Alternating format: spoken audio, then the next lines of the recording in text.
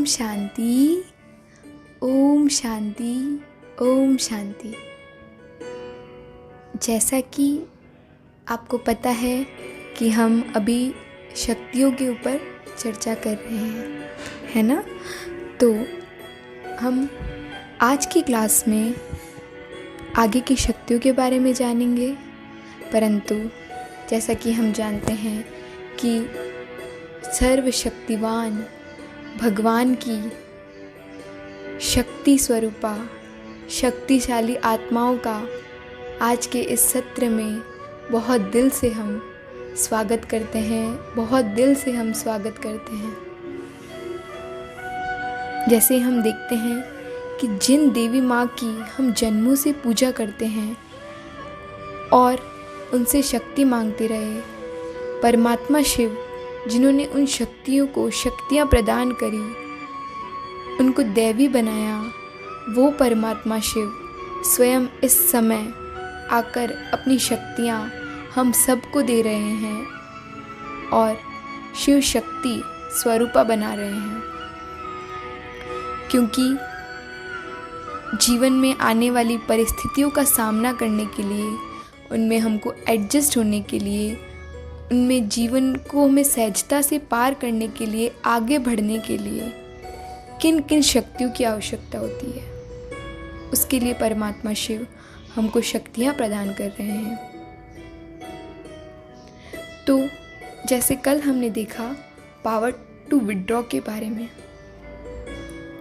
आज हम जिस शक्ति की चर्चा कर रहे हैं वह है समेटने की शक्ति। परंतु हम आज की क्लास स्टार्ट करें उससे पहले हम सर्वशक्तिवान हमारे ईश्वर अल्लाह गॉड, हम अपने परमात्मा को भी इस क्लास में बुलाना चाहेंगे। 1 मिनट के लिए उनको याद करते हैं, फिर हम आज की क्लास शुरू करते हैं।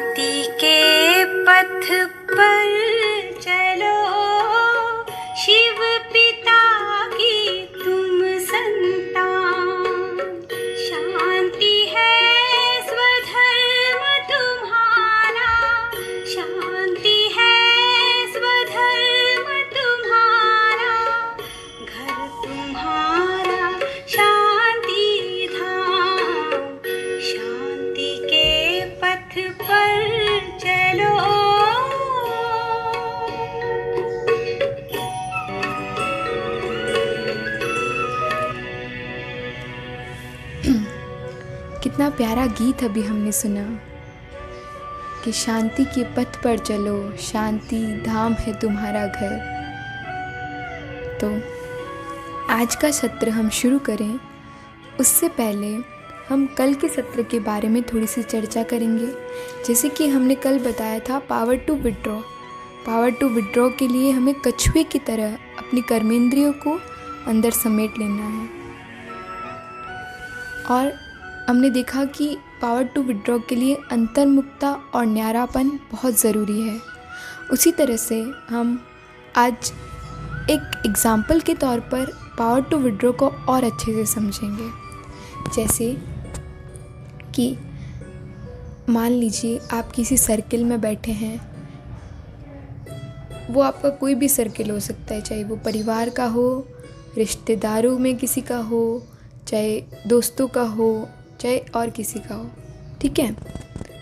तो अगर हम सब जने साथ में बैठते हैं तब किसी की हंसी भी उड़ाते हैं, किसी का मजाक भी बनाया जाता है, किसी की बुराई भी की जाती है, लेकिन परंतु आपको पता लग गया कि इस टाइप की कोई भी इन्फॉर्मेशन मेरे मन में गई तो वो मुझको क्या कर सकती है, मेरी बैटरी को कमज़ोर कर सकती है, मेरे मन के लिए वह बहुत हानिकारक है, टॉक्सिन्स है।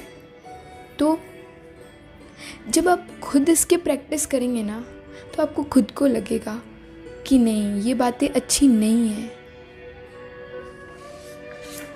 और क्या होगा, जैसे ही वो बात करना शुरू करेंगे आपको याद आएगा कि नहीं, ये बातें ठीक नहीं हैं।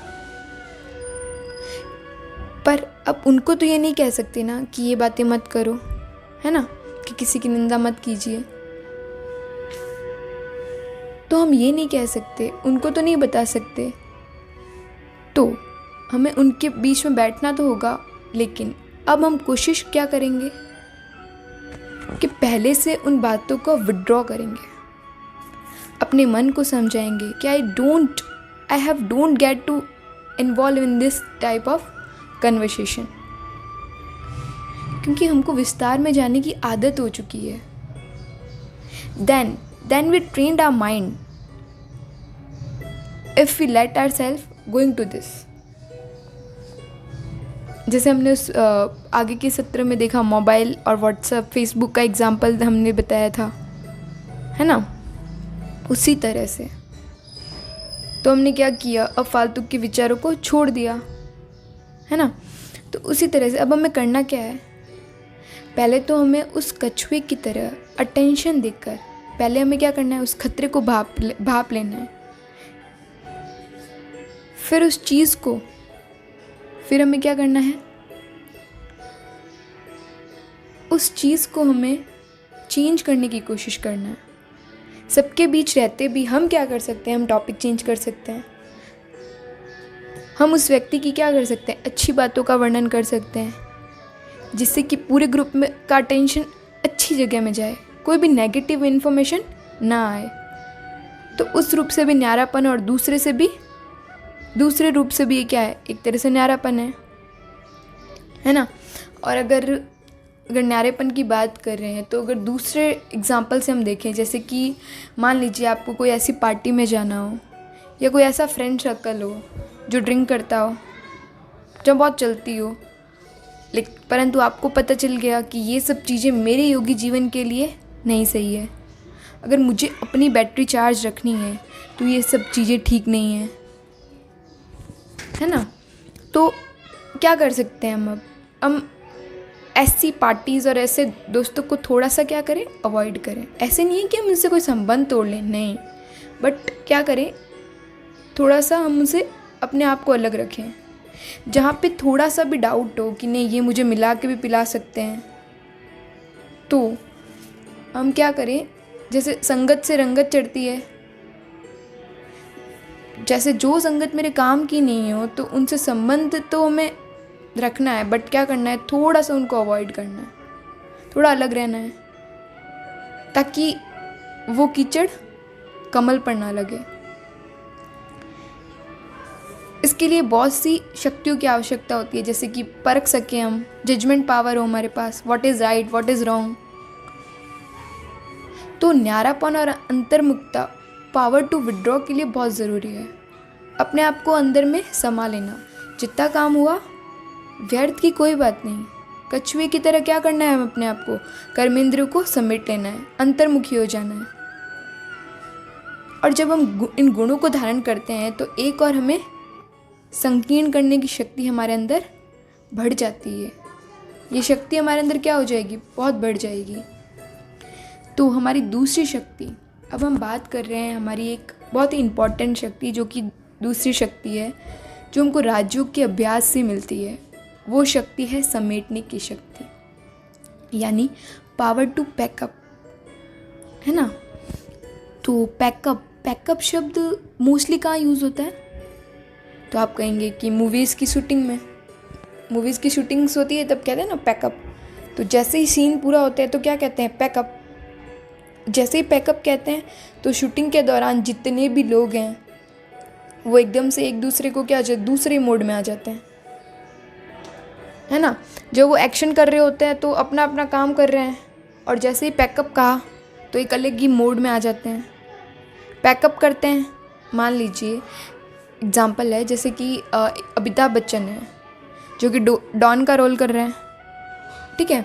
कोई भी एक्टर जब रोल प्ले कर रहा होता है तो क्या हो जाता है? उसकी पर्सनैलिटी, उसका पहनावा, उसका बोलना, उसका सब कुछ क्या हो जाता है? अलग हो जाता है, ठीक है। एंड जैसे ही पैकअप कहा तो नाउ अमिताभ बच्चन क्या आ जाएगा? Will come in his original style. हम क्या कहेंगे? अब वो एक्टर के रोल से बाहर आ गए और अपने नॉर्मल कैरेक्टर में आ गए, है ना। तो अब आप कहेंगे कि ये पावर टू पैकअप हमारी लाइफ में क्या काम आता है ना। तो ये पावर टू पैकअप यानी समेटने की शक्ति लाइफ में बहुत ज़रूरी है। When we switch from the one role to other role, जैसे कि मान लीजिए आप ऑफिस से घर आते हैं, राइट। समेटने की शक्ति नहीं होती तो ऑफिस की सारी टेंशन हम क्या कर लेते हैं? घर पर ले आते हैं। वहाँ पे हमारा रोल अलग है, बॉस है हम वहाँ पे, पर हम घर में क्या है? वो रोल ख़त्म भी नहीं होता हमारा। अब वो ऑफिस में, घर पर है, हम ऑफिस में नहीं है, पर फिर भी घर पर रोल डिफरेंट होना चाहिए, लेकिन वही टेंशन हमारी चलती रहती है। घर पर आते हैं और वो रोल पैकअप, वहाँ से पैकअप नहीं किया हमने, तो रोल भी ठीक से प्ले नहीं कर पाते हैं, क्योंकि वहाँ की टेंशन्स, इंटरफेयर्स हमको, मतलब वहाँ की टेंशन्स हमको क्या कर रही होती है? इंटरफेयर कर रही होती है। वहाँ की बातें, वहाँ की प्रॉब्लम्स, घर के रोल में हम अलग हैं, पर वो सब क्या हो जाती है? मिक्स होती है। इसलिए पावर टू पैकअप का मतलब है फुल स्टॉप लगाना। ये फुल स्टॉप किया, फिर ये रोल किया। जैसे कई बार हम ऐसा होता है कि हम कई बार एक काम कर रहे होते हैं, तो एक काम करने के बाद, फिनिश करने के बाद तो दूसरा काम शुरू करते हैं ना, लेकिन पहला काम बुद्धि से पैकअप ही नहीं करते हैं, और बुद्धि से पैकअप नहीं करने के कारण उसकी बातें चलती रहती हैं। जैसे हम इसका एक एग्जांपल देखें, ठीक है। मान लीजिए हम किसी मैरिज या पार्टी से होकर आए हैं, ठीक है। अब वहाँ की बहुत सारी बातें हैं, हम घर पर आ गए हैं, लेकिन शादी से तो आ गए हैं, घर के काम भी कर रहे हैं, लेकिन बुद्धि से अभी भी वही हैं। हम कहेंगे पता है उसने क्या पहन रखा था, उसके वहाँ पे खाना बहुत अच्छा था, उसके वहाँ पे ये बहुत अच्छा था। दिन भर बुद्धि में क्या चलता रहता है? हमने बुद्धि से वहाँ से पैकअप नहीं किया, मन बुद्धि से उसको नहीं निकाला हमने। बुद्धि से अभी भी शादी ही घूम रही होती है। होता है या नहीं होता? आप कहेंगे होता है। तो इस वजह से हमारी बहुत सारी शक्ति जो है वो वेस्ट हो जाती है। तो ये एक शक्ति है पावर टू पैकअप, यानी समेटने की शक्ति। समेटने की शक्ति माना पैकअप करो। अब उस चीज़ को, अब जो प्रेजेंट में कर रहे हैं उस पर कंसंट्रेट कर पाएंगे। अपनी शक्तियों को प्रेजेंट काम में यूज़ करना मोस्ट ऑफ द टाइम ये शक्ति नहीं होती है। इस वजह से हमें क्या आती है, 10 साल पहले की बातें भी किसी ने मुझसे अगर गलत कहा ना तो मुझसे घूमती रहती है। प्रेजेंट में होते भी हम प्रेजेंट में नहीं है, उस चीज़ को एंजॉय नहीं कर पाते, उस मोमेंट को, क्योंकि बहुत सारी दिमाग में घूम रहे होता है। नहीं 2 घंटे बाद ये करना है, पहले ये किया था, उसने ये कहा था, पास्ट में ही रहते हैं हम लोग। इसके लिए समेटने की शक्ति बहुत ज़रूरी है। परमात्मा कहते हैं कि पावर टू पैकअप बहुत ज़रूरी है हमारी लाइफ में। जैसे हम देखते हैं कि सूटकेस है ना, जैसे अभी पहले के टाइम में क्या होता था हमें पता है कि टाइम टाइम से चीज़ें ज़रूर बदलती है, चेंज हो जाती है, लेकिन हम कहीं सफ़र करते तो एक सूटकेस तो ज़रूर होता है ना, आज भी होता है। तो पहले क्या होता था, कुछ लोग बोरिया बिस्तर भी लेकर जाते थे, है ना। तो पैकअप कब करना होता है, जब सारा कुछ पैक कब करना होता है, जब हमें सफ़र में जाना होता है। और सूटकेस में हमें वो सामान लेकर जाते हैं जो ज़रूरी हो। पूरा घर तो उठा कर नहीं लेके जाएंगे ना। जो जिस सामान की हमें बहुत ज़रूरत पड़ती है वही लेकर जाएंगे, और वो चीज़ें हम याद करके अपनी अटैची में भरकर सामान में लेते हैं। और कोशिश यही करते हैं कि कम से कम सामान लिया जाए ताकि वजन हल्का रहे और and you can travel lightly. और दूसरा, हम बिस्तर पैकअप करते हैं,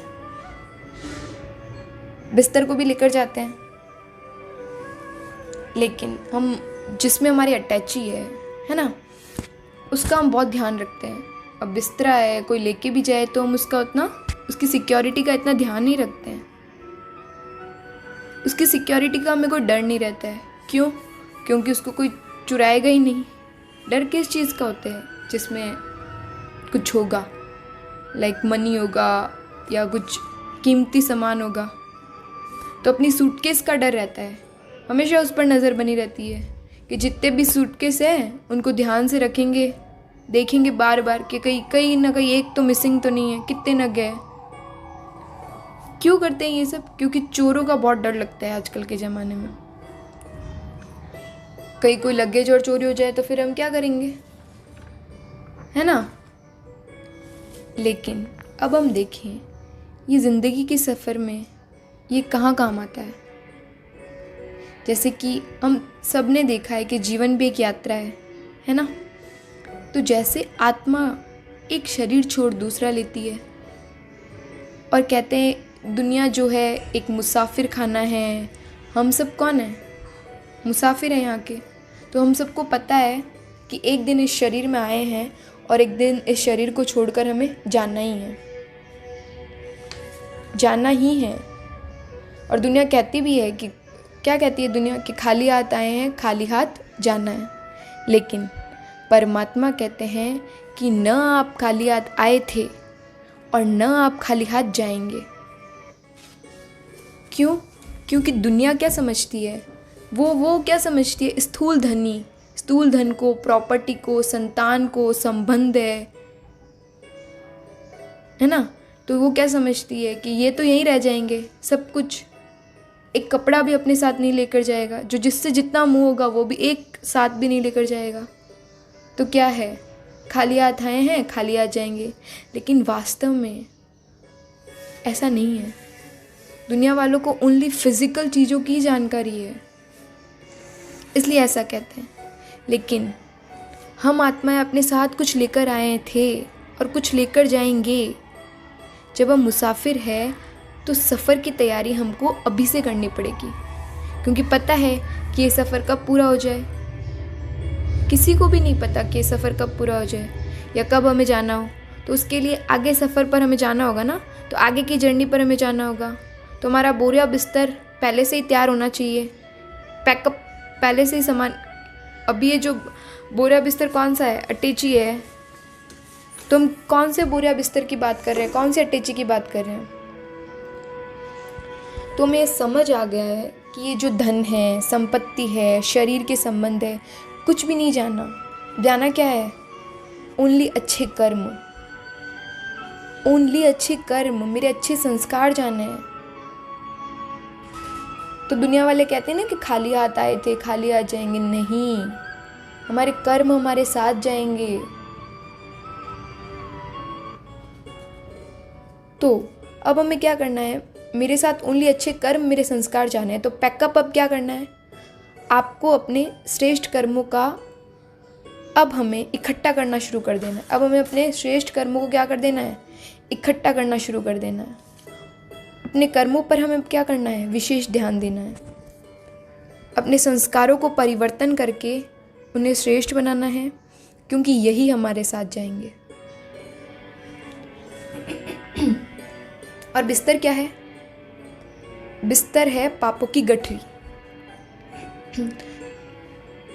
कहते भी हैं कि पापों की गठरी को कहते हैं ना कि अब आप अपने पापों की गठरी संभाल लो। पापों की गठरी समेटने का क्या मतलब है? उसको कोई चोरी नहीं करेगा। करेगा कोई पापों को? नहीं करेगा। पापों की गठरी समेटने का मतलब है बस अब पाप करना बंद करें, ज्ञान के आधार पर फुल स्टॉप लगाएं, अपने विकर्मों को भी, जो भी बुरे कर्म हम करते हैं जाने या अनजाने में, तो अब हमें क्या आ जाती है? ज्ञान के आधार पर क्लियरिटी आ जाती है ना। अब हमें किसी के बारे में बुरा सोचना भी हमें क्या बना देता है? हमारे कर्म बंधन बना देता है। तो बहुत सारी चीज़ें अब हमें ज्ञान आया है कि अब ये सब बुरे काम में आते हैं तो उनको समेटना हमें क्या करना है? शुरू करना है और अपनी गठरी को बांध दें। पुराने किए हुए गलत कार्य, विकर्म, बुरे कार्य जो हमने किए हैं वो परमात्मा की याद से उनको भी अब हमें क्या करना है? समाप्त करना है। और वो समाप्त हो जाएंगे परमात्मा की याद से। तो जैसा कि हम कहते हैं कि हम सूटकेस का बहुत ध्यान रखते हैं, है ना। तो सूटकेस में क्या होता है?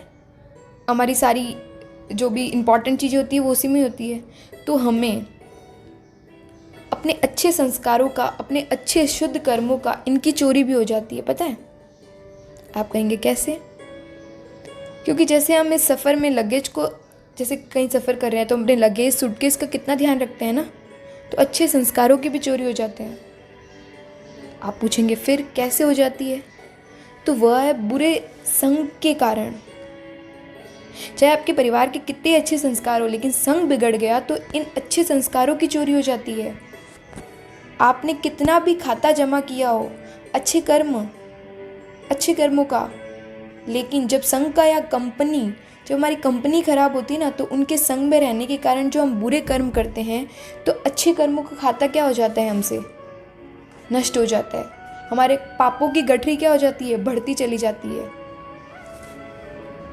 पर परमात्मा आकर हमको इस समय यही कहते हैं कि अब तैयारी करो चलने की। किसको कब जाना है अगले सफ़र के लिए ये किसी को भी नहीं पता, लेकिन तब तक अपनी तैयारी करते रहो। चेक करो अपने कर्मों को, संस्कारों को, कि अब हमें श्रेष्ठ ही बनना है। तो जब हमको जाने का समय आ जाना है तो अटैची के सामान डालने के लिए हम पहले से क्या रेडी हैं। हमने भर लिए हैं सारे अच्छे अच्छे कर्म, अब हम रेडी हैं। तो सामान हमको हमारे क्या आएगा? अगले सफ़र के लिए वो काम आएगा। लेकिन वास्तव में हमारे पास ज्ञान न होने के कारण हम उस पर ध्यान ही नहीं देते हैं। अगर कोई कहता भी है तो ठीक है। जैसे ना, इस पर मुझे एक छोटी सी कहानी याद आ रही है। सुनेंगे ना? तो सुनिए। तो देखिए क्या होता है ना, एक बार एक राजा था, उसकी 4 रानियां थी। जो पहली पत्नी थी, 4 रानियां थी, तो जो पहली पत्नी थी वो सुंदर नहीं थी, सिंपल थी। लेकिन वो हमेशा अपने पति के साथ रहने की क्या करती थी? कोशिश करती थी। पति को हर समय उसकी हर चीज़ का ध्यान रखती थी, उसकी हर एक बात का ध्यान रखती थी। लेकिन वो पत्नी क्या थी? सुंदर नहीं थी। इसलिए उस राजा को उसके अंदर, उस पति को उसके अंदर कोई गुण नहीं दिखता था। तो राजा उस पर बिल्कुल ध्यान नहीं देता था। लेकिन वो रानी क्या करती थी? उस पर ध्यान देती थी। फिर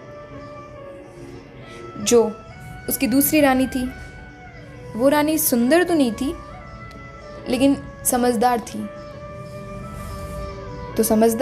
तो राजा कभी कभी जब उसको ज़रूरत पड़ती थी तो राजा को पता था कि ये समझदार है, तो उससे सलाह लेने के लिए, मदद लेने के लिए आता था, सलाह लेकर चला जाता था, लेकिन कोई विशेष ध्यान नहीं देता था। और तीसरी पत्नी जो कि वो बहुत होशियार थी, हर चीज़ में जैसे कहते हैं ना कि एक कहते हैं ना स्मार्ट थी। तो राजा को थोड़ा गर्व था उस पर। कहते हैं ना कि सबके सामने कहता था मेरी ऐसी पत्नी है, हर चीज़ में उसको बड़ा दिखाता था, देखो मेरी पत्नी है। उसको बहुत अभिमान था, गर्व था, वो बहुत गर्व महसूस करता था कि ये मेरी पत्नी है। तो सबके सामने जब अपनी सभा होती थी तो उसको शो ऑफ भी करता था। और चौथी पत्नी जो थी वो बहुत सुंदर थी। उसका राजा क्या करता था? बहुत ध्यान रखता था। उसके लिए हर चीज़ का ध्यान रखता था, उसके लिए हर चीज़ लाता था, उसके साथ समय स्पेंड करता था।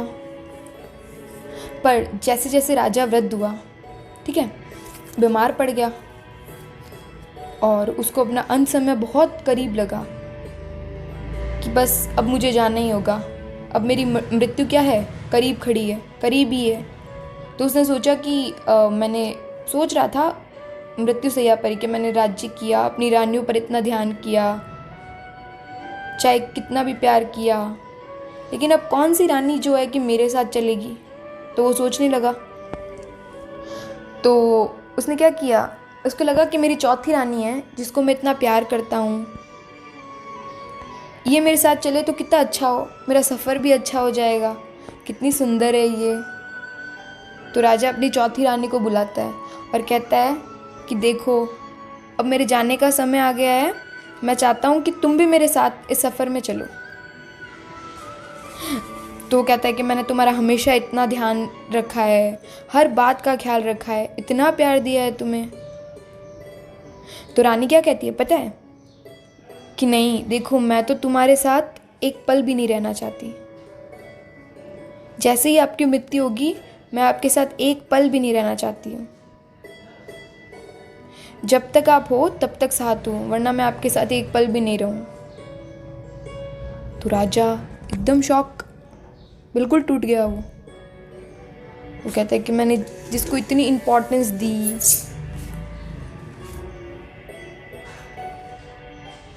तो क्या करता है वो, बहुत दुखी हो जाता है। जिसको इतना प्यार दिया, इतनी देखभाल करी, आज मेरे को ऐसा जवाब दे दिया। तो फिर उसने क्या अपनी दूसरी रानी को उससे पूछा कि जो कि बहुत होशियार थी, है ना। तो राजा कहता है मैंने तुमको देखकर इतना खुश होता हूँ और सबको दिखाता हूँ कि कहता हूँ कि देखो मैं तो वो कहता है कि मैं तुम्हारे बिना कैसे जाऊँगा, क्या तुम मेरे साथ चलोगी। तो रानी कहती है कि मैं आपके साथ बिल्कुल नहीं जा सकती। तीसरी रानी कहती है क्योंकि आपके जाते ही मैं किसी और की हो जाऊँगी। तो राजा को बहुत दुख हुआ कि मैं जिसको देखकर सबके सामने गर्व करता था वो आज किसी और की हो जाएगी। ठीक है, फिर राजा अपनी दूसरी पत्नी को पूछता है कि जो समझदार थी, जिसे राजा सलाह लेने जाता था। तो राजा कहता है कि तुमने मेरा हर बार साथ दिया है, चाहे ज़रूरत के समय में आता था तो, परंतु तुमने मुझे साथ दिया है। तो इस अन समय में भी तुम मेरे साथ, मैं तुम्हारा साथ चाहता हूँ और मदद मांगता हूँ, क्या तुम मेरे साथ चलोगी।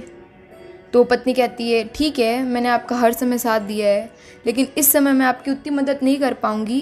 ज़्यादा से ज़्यादा क्या कर पाऊँगी, मैं शमशान घाट तक पहुँचवा सकती हूँ, उससे आगे मैं आपके साथ नहीं दूँगी। अब राजा और भी दुखी हो गया। इतने में वो सोचता है कौन जाएगा मेरे साथ। तो इतने में वो पहली पत्नी जो सुंदर नहीं होती है, जिसको राजा ने कभी ध्यान नहीं दिया, कभी प्यार नहीं दिया, वो कहती है मैं आपके साथ जाऊँगी, आप जहाँ जाओगे, जैसे जाओगे, जिधर जाओगे, मैं आपके साथ साथ चलूँगी। तो राजा क्या करता है, बहुत रोता है, बहुत दुख करता है कि जिसको मैंने कभी इम्पोर्टेंस ही नहीं दी, जिस पर मैंने कभी ध्यान ही नहीं दिया,